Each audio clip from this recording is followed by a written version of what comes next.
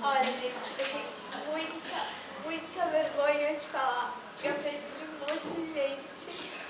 Mas eu acho que assim, eu acho que por vocês vale cá esse biquinho, assim.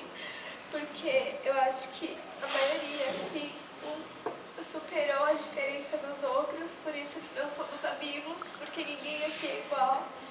E se nós somos tão juntos, é porque vale a pena. E eu quero falar que eu amo muito vocês. Bom, galera, eu sei que todo mundo aqui queria levantar, mas tá todo mundo com vergonha. Mas, como a já falou, vale a pena por vocês. Eu quero pedir desculpa para as meninas do Manuar, que a gente teve uma briga. Talvez a gente tenha perdido uma amizade por besteira.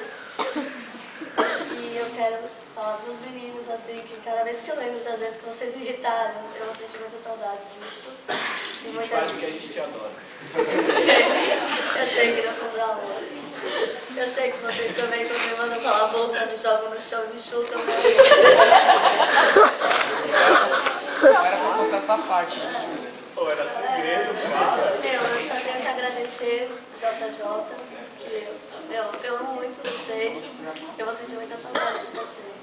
E eu quero também falar assim pro pessoal que lembrar, guardar um pedaço do algodão pra Lu, que deve beber, agora tá longe. Talvez a gente só veja ela nem na relação a gente vai ver a Lu. Então talvez a gente só veja ela ano que vem na escola. Eu queria que vocês lembrassem dela. Beijinho. Tchau. E quem disse que te precisava de pegar? Eu não sei porque eu fui lá, elas me chamaram, mas eu vou lembrar de novo que eu amo.